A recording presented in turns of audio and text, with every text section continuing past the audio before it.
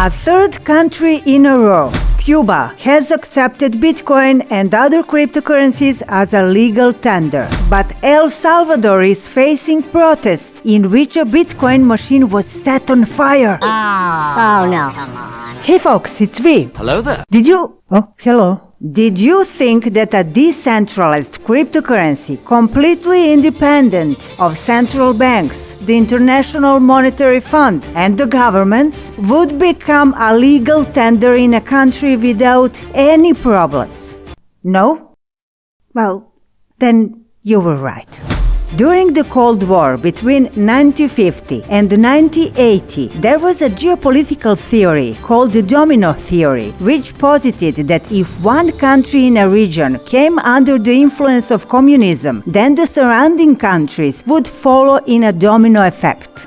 Now in 2021, we are looking at a new form of domino theory, the effects of which are not seen in neighboring countries, but in countries that have in common that they are under the unhealthy influence of dominant countries, from which they cannot escape for decades.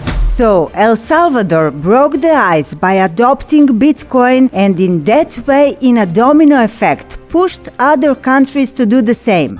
Bitcoin! The Legislative Assembly of El Salvador adopted the law on Bitcoins on June 8, 2021, giving Bitcoin the status of a legal tender after September 7, 2021.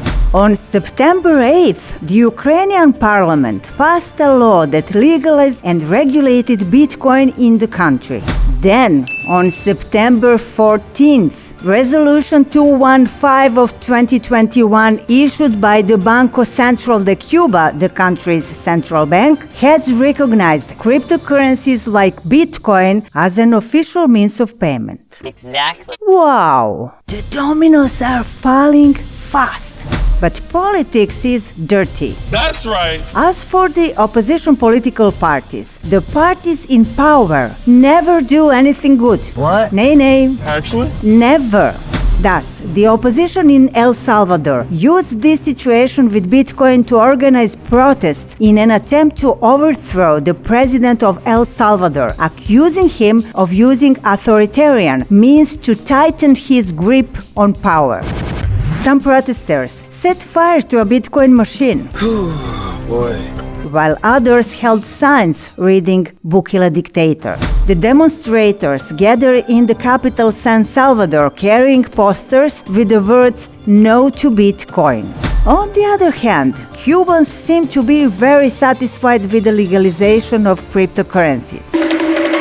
Crypto now allows them to receive money unhindered from their families working abroad despite the US embargo. This question was difficult for locals, as global money transfer services such as Western Union have largely left the country. The same goes for El Salvador. President Nayib Bukele says Bitcoin will help Salvadorans working abroad to send money back home, but demonstrators fear it will bring instability and inflation. So guys, if you think that Bitcoin and other cryptocurrencies can start a real mess in the world, maybe you will be right again. My name is V. Subscribe.